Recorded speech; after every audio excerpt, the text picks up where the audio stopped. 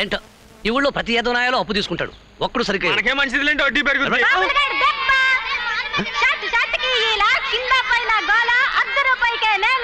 మహిళల్ని విపరీతంగా ఆకర్షిస్తోంది బాబులగాడి దెబ్బ. అడుగడక్కి దెబ్బల హోరు బాబులగాడి దెబ్బ. లాఠీ ఊపటం మానేసి ఈ సినిమా బండేటి, అందులో నీ సంసారం కూకోడవేటి, నువ్వు తొక్కడు వేటి? ఏం చేయమంటారు అంబాజీరావు గారు? దీని సినిమా గోల్లో టోపీ నుంచి బూటు దాకా, మంగళసూత్రం నుంచి మొలతాడు దాకా అన్ని తాకట్టెట్టేస్తుందండి. అందుకని ఆ ఉద్యోగానికి రాజీనామా ఇచ్చేసి ఈ లాగుడు ఉద్యోగంలో పడ్డానండి. ఇప్పుడు మేము ఇద్దరం సినిమాలు పీగా చూసేస్తున్నామండి. అమ్మా అమ్మా ఏమిటి అలా ఉన్నావు? ఏం లేదురా అయ్యా, ఒళ్ళు కాస్త పులిసినట్టుగా ఉంటేను. ఎందుకు పొలవదు? ఇంట్లో ఎంతమంది పనులను అన్ని పనులు నీ మీదే వేసుకుంటావు. రేపటి నుంచి మంచం దిగావు, నేను ఊరుకోను. అట్టాగేరా అయ్యా, నువ్వు చెప్పినట్టే ఏంటా మంచం దిగను. మరి నువ్వు కూడా నేను చెప్పినట్టు ఏంటావా? చెప్పు, ఏం చేయమంటావు? నాకు ఒక ఆడతోడుని తీసుకురా. ఓ అంతేగా, తెల్లారేసరికి నలుగురిని దించుతా. నలుగురు ఎందుకురా, ఒక్క కోడల పిల్ల చాలు. కోడలా? అదేమిట్రా, కోడలంటేనే ఎగిరి పడుతున్నావు? అదే ఓసు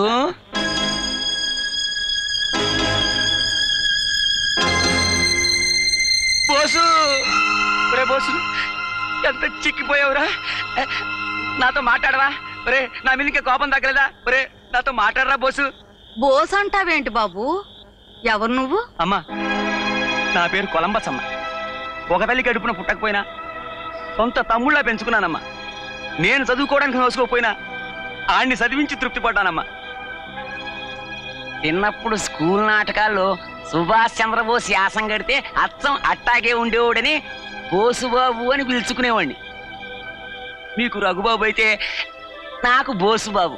పేపర్లో మీరిచ్చిన ప్రకటన చూశాక అమ్మ దగ్గరికి వెళ్ళరా అని బలవంతంగా పంపిస్తే నాతో వచ్చి ఉండమని ఒకటే గొడవ, రాలేదని కోపం. చూడమ్మా, అందుకే మాట్లాడలేదు. నా బిడ్డ నిన్నాళ్ళు కంటికి రెప్పలా చూసుకుంది నువ్వా బాబు? నీ రుణం ఈ జన్మలో తీర్చుకోలేను. వీడిక్కడికి వచ్చేసాక నాకు ఒకటే పీడకల్లు, అందుకే ఉండబట్టలేక గబుక్కుని వచ్చేసాను. ఇప్పుడు చూసాక చాలా తృప్తిగా ఉంది. నేను పెడతానమ్మా, పెడతానరా, పెడతానరా, బాగు బాబు. ఇన్నాళ్ళు నిన్ను కంటికి రెప్పలే చూసుకున్న మనిషి ఇంటికి వస్తే నువ్వు అల్లే కూర్చుంటావా? అయినా నీది తప్పేలే బాబు. ఆ రమ్మన్నప్పుడు నువ్వు బయలుదేరి వస్తే నీ సొమ్మేమైనా పోయేదా, లేకపోతే మా ఆస్తి తరిగిపోతుందా? రే బాబు, అబ్బాయి ఉంటాడు గాని నువ్వు మాట్లాడుతూ ఉండు. రే కొండా, చుట్టాలు వచ్చారు, భోజనానికి ఏర్పాటు చేయి. ఎప్పుడనగా తిన్నాడో ఏమో పాప. ఎందుకు వచ్చారు అక్కడికి? చెప్పకపోతే నరుకు పోగులు పెడతాను. తెప్పలుగా చెరువు నిండిన కప్పలు 10. ముందు నోరు మూయ్. ఏం లేదు బాసు, వాళ్ళ ఆసుపత్రి నుంచి డిశ్చార్జ్ చేయగానే వెంటనే నువ్వు గుర్తొచ్చావు. కాకిలా వాలిపోయా. ప్రస్తుతానికి 1/2 1/4 పోసి నువ్వు ఆదుకున్నావనుకో, నువ్వు అసలు కొడుకు కాదు అన్న రహస్యాన్ని ఈశ్వరులాగా మందుతో కలిపేసి గొంతులో దాచేసుకుంటా. రేపటిలోగా ఇక్కడి నుంచి వెళ్ళకపోతే దమంగా తేలు. రాసపేనుగా తోడు లేకుండా వెళ్ళదంట.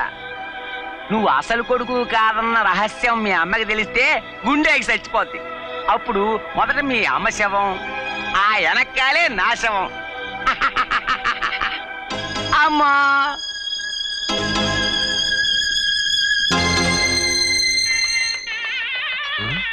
ఏమయ్యా ప్రెసిడెంట్, ఆ ఊరేగింపేటి నాకు తెలియకుండా ఎలక్షన్ ఏమైనా పెట్టించా? ఎలక్షన్లు ఏంటయ్యా, పెళ్లి చూపులు. మన శేషమ్మ గారి అబ్బాయికి నా కూతుర్నిస్తానంటే నా కూతుర్నిస్తానని అమ్మిరాజు గండయ్య తాంబూలాలుచుకు బయలుదేరారు. రోడ్లో కట్ల కుక్కర్లా పోటాడుకుంటున్నారు, బుద్ధి లేదు. జాయింట్ గా అప్పు తీసుకుని జాయింట్ గా సంతకం పెట్టారు. ఇప్పుడు జాయింట్ గా అప్పు తీర్చకపోతే మీ అమ్మాయిలిద్దరిని నేను జాయింట్ చేసుకుంటానని మీకు ఇంతకు ముందే చెప్పాను. ఇప్పుడు దొంగతనంగా మీరెళ్ళి మీ బామరితో మీ అమ్మాయిని జాయింట్ చేద్దామని చూస్తున్నారా? ఇంకొకసారి మీరిద్దరు జాయింట్ గీయింట్ అన్నారంటే జమాయింట్ చేస్తాను. రెండు నాయలు అక్కడ తెలుసుకున్నారు. రండి. శేషం పిన్ని, శేషం పిన్ని. ఏంటి అరుపులు? అమ్మ ఒంట్లో బాలేదు, నెమ్మదిగా మాట్లాడు. అమ్మకి ఒంట్లో బాగాలేదా? శేషం పిన్ని, శేషం పిన్ని, శేషం పిన్ని. ఏమిట్రా బయట నీకు వినిపిస్తోందా సన్నాయి మేళం? ఏ బుడబక్కలు చచ్చిన వాళ్ళు వచ్చినట్టున్నారు. ఒరే కొండా, వాళ్ళ గుప్పిడి గింజలేసి పంపించు. అట్టాగేనామా? ఏట్రా దిష్టి తీయడానికి వస్తున్నావేటి? దిష్టి కాదండి, ముష్టి. ఏం రావు నీ కళ్ళకి మేము బిచ్చగాళ్ళ లెక్క కనపడుతున్నా నీ తల్లి. చూడత్తమ్మా, నువ్వు ఇంటికి పెద్దదాని, నన్ను చిన్నల్లుణ్ణి. ఎంత తిట్టుకున్నా కొట్టుకున్నా మన ఇద్దరిది రక్త సంబంధం. తెంచుకుంటే తెయిపోద్దేటి? ఈ డొంక తిరుగుడంతా దేనికయ్యా? అసలు విషయం ఏమిటో చెప్పు. చెప్పడానికి ఏముందమ్మా, మన పండుని నీ కోడలుగా చేద్దామని వచ్చాం. మేము అందుకే వచ్చాం. అది ఎట్లయితది? నా పెళ్ళం పెద్ద బిడ్డ కదా, ఆ హక్కు మొదలు మాకే ఉంటది. నా పిల్లం రెండో కూతురుగా పుడతాను గింజుకుందేటి? ముందు వెనకో పుట్టింది కదా, ముందు ఈ పెళ్లి సంగతి తెలచండి, లేదా నా బాకీ సంగతి తెలచండి. ఊళ్ళో పెళ్ళైతే కుక్కలకి హడావుడని మధ్యలో నీ గోలేంటయ్యా? ఓర్ని మున్సిపాలిటీ దీపాల్లో కిరసనాలు ఎత్తుకుపోయి అమ్ముకునే ప్రెసిడెంట్ నువ్వు నన్ను కుక్కంటావా? నీ పెళ్ళామే నీకు ఓటైన పరిస్థితిలో నేనడ్డుగా నిలబడి నీకు ప్రచారం చేసి నేను ప్రెసిడెంట్ గా గెలిపించారు. ఇదిగో అంబాజీరావు, కూర్చోరా. చెయ్యి మీ మొఖాల మండ. ఇంట్లో శుభమా అని పెళ్లి మాటలు జరుగుతుంటే మీ పంచాయతీ ఏమిట్రా? నోరు మూసుకుంటారా లేదా? ఊరుకోకపోతే అందరినీ వరసాగ్గా ఉరి తీయించేద్దాం. మీరేం కంగారు పడద్దు శాసమ్మ గారు. నువ్వెక్కడి నుంచి ఊడిపోతావు? ఎవడ నువ్వు? నేను రఘుకి గాడ్ ఫాదర్ని. నా పేరు కొలంబస్. ఏందివా కొలం బస్సా? సిటీ బస్ ఇన్నావు, ఆర్టీసీ బస్ ఇన్నావు. నీ ఈ కొలంబస్ ఆడికెళ్ళి వచ్చిందా? పేరు బస్సే కానీ బుర్ర రాకెట్. బామ్మర్ది, మా అమ్మాయిని నీ చేతుల్లో ఎట్టాలని మా ఆశ. ఇగో బామ్మర్ది, నేను కూడా గదే ప్లాన్ వచ్చిన. నా పోర్ని నీ చేతిలో పెట్టి లగ్గం చేస్తా, కాళ్ళు కరిగి ఆ నీళ్ళు నెత్తిని చల్లుకుంటా. నువ్వు చెప్పు బామ్మర్ది. కరవమంటే కప్ప కోపం, వెడవమంటే పాము కోపం అని ఎవరిని చేసుకున్నా ఇంకొకరికి శత్రువుని అవుతానుగా. ఈ న్యూసెన్స్ అంతా ఏటి బాసు, ఎవరినో ఒకరిని చేసేసుకో. నువ్వు అసలు కొడుకు అయితేగా.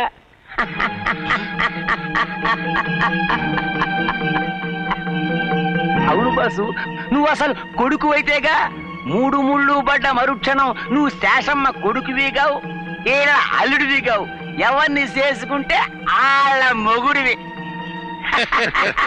మా అబ్బాయి చేతగాని వాడు కాదు, ఆడపిల్ల కొంగట్టుకుని కుక్క పిల్లలా తిరగటానికి.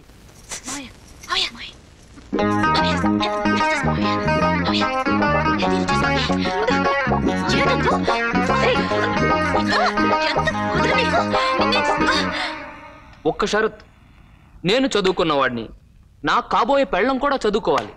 పల్లెటూరు గబ్బిలా ఎలాగుంటే నాకు కుదరదు. నాకు కుదురుతుంది. నీకు పెళ్లి రాత లేదని ఎంక్వైరీలో తేలింది. ఇంకో షరత్, ఇద్దరు బావలకు చెరొక 10 ఎకరాలు ఇస్తున్నాను. అమ్మయ్యా, నా అప్పు తీరింది. రిజిస్ట్రేషన్ ఎప్పుడు? చూడు మిస్టర్ అప్పుల్ రావు, నేను వీళ్ళకి పొలం ఇస్తున్నది అమ్ముకోవడానికి, అప్పులు తీర్చుకోవడానికి కాదు, స్వయంగా దున్నుకోవడానికి. ఏంటి మేమా?